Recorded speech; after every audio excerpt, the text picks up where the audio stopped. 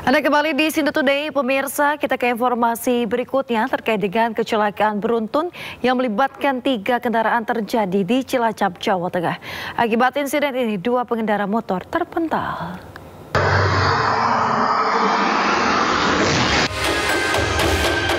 Kecelakaan beruntun yang melibatkan 3 kendaraan terjadi di Jalan Raya Pekuncen Kroya, Cilacap, Jawa Tengah. Kerasnya benturan membuat 1 kendaraan terguling di tengah jalan, sementara 2 pengendara motor yang berboncengan terpental. Insiden yang tiba-tiba ini membuat warga kaget dan langsung mendatangi lokasi untuk melakukan pertolongan. Menurut polisi, kecelakaan diduga terjadi akibat pengemudi minibus gagal menyalip kendaraan di depannya. Tidak ada korban jiwa dalam insiden ini, namun 2 pengendara motor harus dibawa ke rumah sakit dan kasusnya ditangani unit Satlantas Polresta Cilacap. Dari Cilacap, Jawa Tengah, Heri Susanto, iNews melaporkan.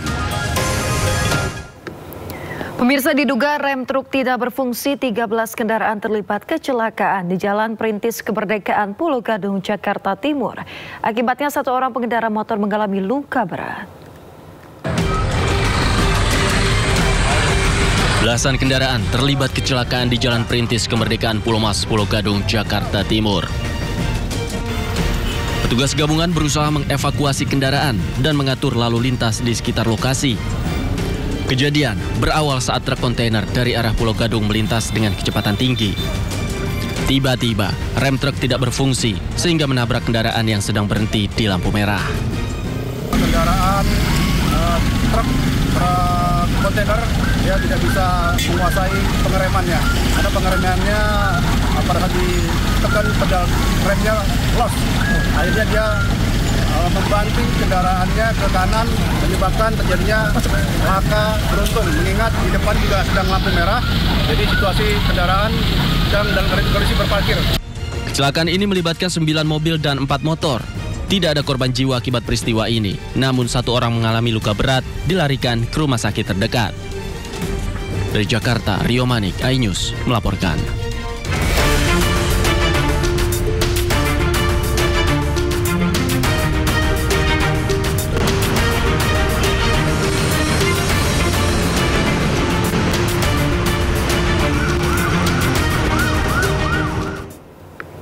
Pemirsa, saatnya kita simak pantauan arus lalu lintas. Kami telah terhubung dengan Brigadir Cici Yarangga dari NTMC Polri yang kini berada di kawasan Senayan, Jakarta Selatan.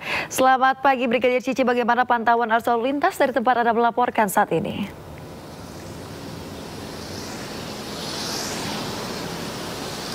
Ya, baik, terima kasih Yasmin dan pemirsa. Pagi ini di akhir pekan kita akan melihat bagaimana perkembangan arus lalu lintas di sekitaran kawasan Senayan yang terbilang cukup ramai dan lancar, di mana kendaraan-kendaraan yang melintas pada kawasan ini dari arah Plaza Senayan City yang akan menuju ke arah lapangan tembak hingga saat ini dalam keadaan ramai dan lancar. Sedangkan untuk kendaraan yang akan berbelok ke kanan menuju ke arah Sudirman juga hingga saat ini masih dalam keadaan relatif lancar.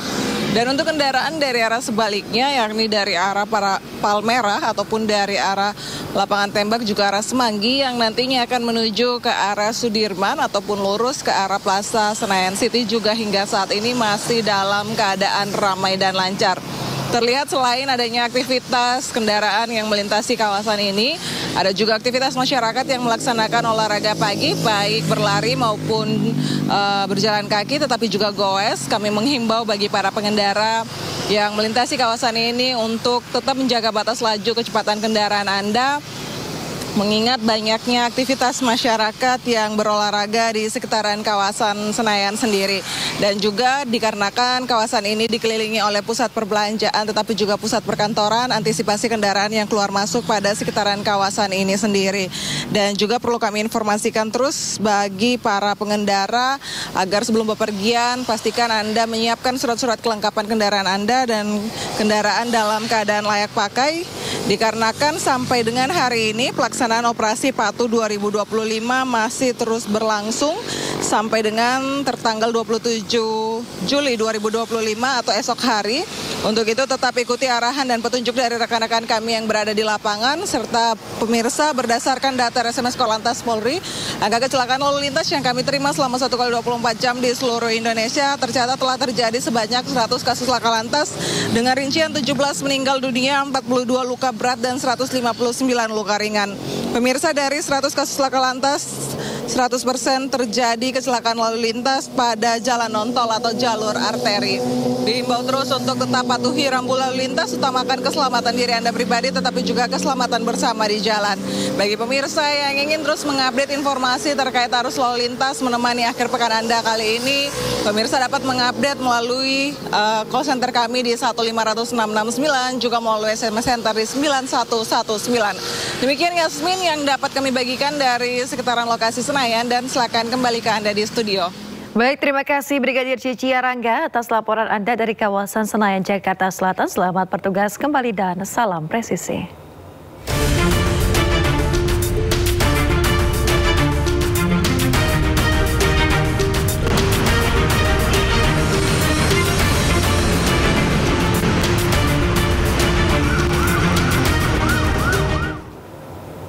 Pemirsa, polisi masih mencari ponsel milik diplomat Kemlu Arya Daru, yang mana pengungkapan isi ponsel ini seharusnya bisa menjadi petunjuk jejak digital Arya Daru sebelum meninggal dunia.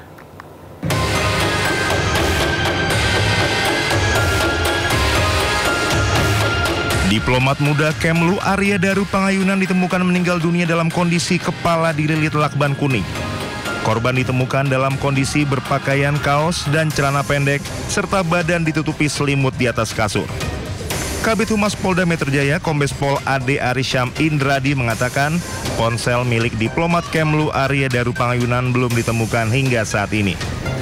Penyidik telah memeriksa sejumlah lokasi seperti kamar indekos, kantor Kemlu maupun pusat perbelanjaan.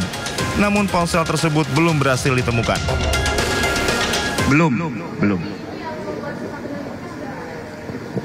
Tadi kami sampaikan, kami tidak menemui hambatan dalam proses ini. Ya.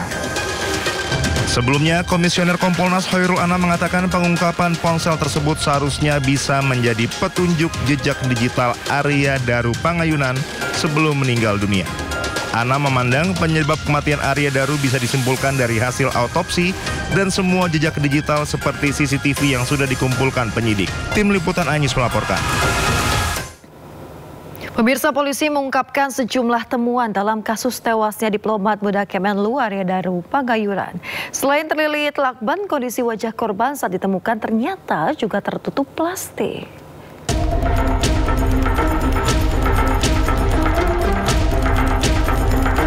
Polda Metro Jaya terus mendalami kasus kematian diplomat muda Kementerian Luar Negeri Arya Daru Pangayunan yang jasadnya ditemukan di kamar kosnya di kawasan Menteng, Jakarta Pusat pada 8 Juli 2025.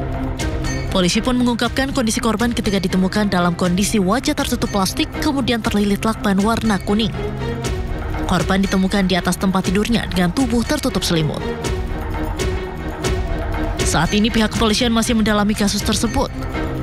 Sebanyak 15 orang saksi dari pihak keluarga, lingkungan korban hingga rekan kerja turut diperiksa. Polisi juga menggandeng sejumlah ahli untuk mendalami kasus kematian Arya Daru Pangayunan. Dari Jakarta, Tim Liputan iNews melaporkan. Pemirsa, hingga saat ini kematian diplomat muda masih menjadi misteri. Berkembang kematian Arya Daru disebabkan karena dibunuh. Namun hingga kini polisi belum menyatakan kesimpulannya.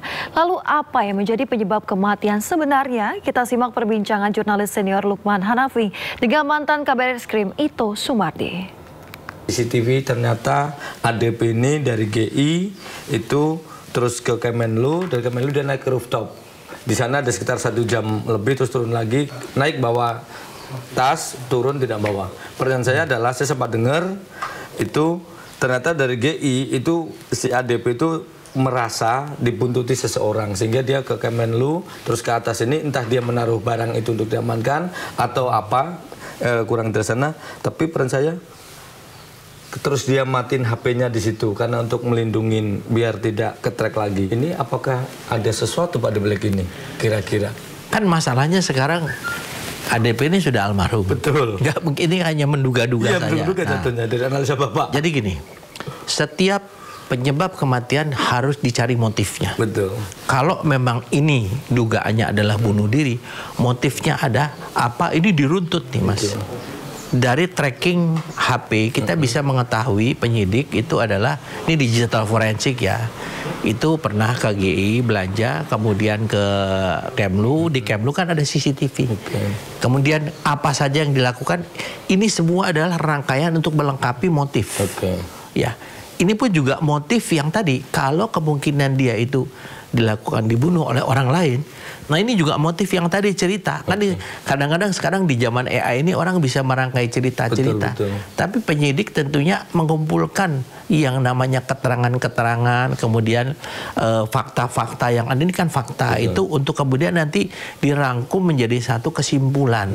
Jadi kalau dikatakan dia memang merasa dia dibuntuti, tentu ada latar belakang. Kenapa dia dibuntuti?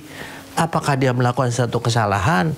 Apakah dia membuat seseorang itu menjadi marah atau sakit hati sehingga akan melakukan sesuatu yang buruk? Nah, ini juga harus dipertimbangkan oleh penyidik dan saya yakin penyidik juga udah mengarah ke sana gitu. Oke, soal sakit hati Pak.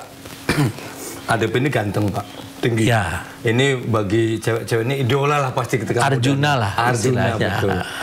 Ada nggak sih Pak potensi sakit hati kan macam-macam. Misalnya nih potensinya adalah sakit hati karena ADP kebetulan menangani kasus yang berhubungan dengan itu. Tapi ada juga sakit hati mungkin karena di Arjuna ada ya para hawa itu yang mendekat, apalagi Mas ADP ini yang saya tahu dari dua teman rekan dekatnya adalah beliau ini selalu LDRan, lebih panjang LDRan daripada bersama keluarga. Mungkin karena digoda-goda, ya sebenarnya belum tentu sesuatu yang serius, tetapi karena sering digoda menjadi akhirnya akrab. Nah kebetulan yang akrab itu mungkin sudah entah itu punya pacar, punya pasangan, akhirnya tidak terima terus ini. Kan ini salah satu, tapi di luar juga mungkin ada kasus yang lain yang mungkin sedang ditangani terus nggak terima. Ada kemungkinan kayak gitu sih nggak sih Pak? Kalau menurut saya, ini kan ada dua ya, masalah pribadi dengan masalah kedinasan. Kalau masalah kedinasan, menurut saya kok tidak terlalu signifikan ya terhadap kasus ini. Karena dia ada satu kelembagaan, kemudian dia juga bukan seorang istilahnya yang seperti penyidik, ya kan itu beda kan ya. Tapi kalau masalah pribadi, ya tadi disampaikan ya, kan seseorang itu tentunya punya masa lalu, masa sekarang dan masa depan. Nah, masa lalunya ini di mata orang memang mungkin baik ya. Dan kalau kita lihat secara physically yang bersangkutan itu memiliki kelebihan dibandingkan orang lain. Kemudian dan saat ini saya juga tidak tahu ya, makanya kan sekarang adalah kita harus betul-betul menunggu hasil otopsi. Tapi hasil otopsi tidak merupakan satu kesimpulan saja. Banyak berbagai kemungkinan yang disatukan. Karena otopsi ini adalah melihat penyebab kematian, ya, kemudian waktu kematian. Nah, di sini seorang yang melakukan otopsi tidak bisa menentukan orang ini meninggal itu karena apa. Dia bisanya karena dibunuh, karena bunuh diri nggak bisa. Itu harus kesimpulannya dari penyidik. Dia menyebutkan orang ini meninggal karena kehabisan nafas, kan. Terdapat luka-luka mungkin di dalam, ya. Kemudian terdapat mungkin ada sisa-sisa arsenik. Itu hasil otopsi. Tapi yang menentukan nanti apakah orang ini dibunuh atau bunuh diri itu adalah sepenuhnya adalah dari penyidik. Pemirsa, saksikan perbincangan mantan Kabar Eskrim Komjen Pol Purnawirawan Nito Sumardi bersama jurnalis senior Lukman Hanafi dalam program Inside Story Investigasi pada hari Minggu 27 Juli pukul 7 malam, eksklusif hanya di Sindo News TV. Kita ke informasi lain pemirsa, Sekjen PDI Perjuangan Hasto Kristianto divonis hukuman penjara 3,5 tahun. Hakim menyatakan Hasto terbukti bersalah dalam kasus suap serta penyimpangan penyidikan perkara Harun Masiku. Tes percakapan WhatsApp tanggal 16 Desember 2019. Pemirsa, Majelis Hakim Pengadilan Tindak Pidana Korupsi menjatuhkan vonis terhadap Sekjen PDI Perjuangan Hasto Kristianto 3,5 tahun penjara dengan denda pidana Rp250 juta. Hasto terbukti bersalah melakukan tindak pidana suap terhadap mantan Komisioner KPU Wahyu Setiawan. Sementara Majelis Hakim juga memutuskan jika Hasto tidak terbukti melakukan perintangan penyidikan KPK dalam perkara Harun Masiku. Pemirsa, putusan ini lebih ringan dari tuntutan jaksa sebelumnya yang menuntut Hasto dengan pidana 7 tahun penjara dan juga denda sebesar 600 juta rupiah lantaran Hasto disebut menghalangi penyidik KPK menangkap Harun Masiku yang buron sejak 2020 silam. Tidak menentukan sikap dalam 7 hari dianggap menerima. Menjatuhkan pidana kepada terdakwa Hasto Kristianto dengan pidana penjara selama 3 tahun dan 6 bulan. Dengan pidana denda sebesar 250 juta dengan ketentuan apabila denda tidak dibayar diganti dengan pidana kurungan selama 3 bulan. Mentakan masa penangkapan dan penahanan telah jadi terdakwa dikurangkan pidana yang dijatuhkan, melakukan terdakwa tetap ditahan, melakukan barang bukti. Meskipun proses persidangan kami junjung tinggi, lembaga peradilan tetap kami hormati, tetapi dengan adanya berbagai fakta yang masih disembunyikan tersebut, berupa aliran dana yang seharusnya adalah tahap pertama 750 juta tapi kemudian dikatakan 400 juta, maka ini telah menyentuh aspek keadilan itu. Karena itulah tema dari pledoi kami adalah menggugat keadilan, sehingga ini adalah realitas sebagaimana dialami oleh sahabat Tom Lembong, bagaimana hukum telah menjadi alat kekuasaan. Karena sejak awal, bahkan beberapa hari yang lalu, saya sudah mengetahui informasi-informasi terkait angka 3,6 tahun sampai 4 tahun. Dengan putusan ini kepala saya tegak karena kita terus akan melawan berbagai ketidakadilan itu. Kita akan menggugat keadilan agar cita-cita keadilan sosial bagi seluruh rakyat Indonesia betul-betul dapat terwujud. Jadi maju tak gentar, kita tidak boleh menyerah, dan saya akan gunakan setiap waktu, setiap detik sebagai karunia Tuhan di dalam memperjuangkan keadilan bersama dengan seluruh komponen masyarakat yang lain, karena kasus yang dikaitkan dengan saya, teman-teman pers, rakyat Indonesia boleh melihat putusan nomor 18 dan 28 tahun 2020, hal-hal terkait dengan dana 800 juta, 50 juta, 400 juta,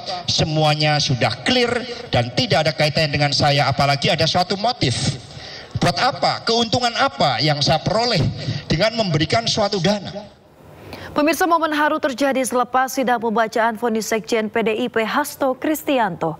Hasto memeluk istrinya Maria Stefani Egowati usai divonis 3,5 tahun penjara.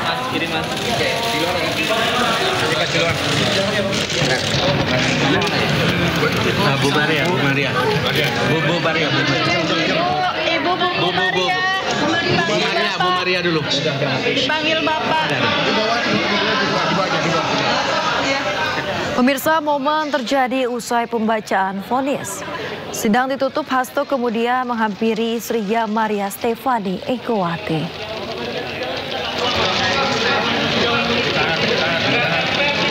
Mereka pun terlihat berpelukan tanpa banyak kata yang terucap. Pemirsa, diketahui Hasto divonis pidana penjara selama 3 tahun 6 bulan dan juga denda sebesar 250 juta rupiah subsidi 3 bulan.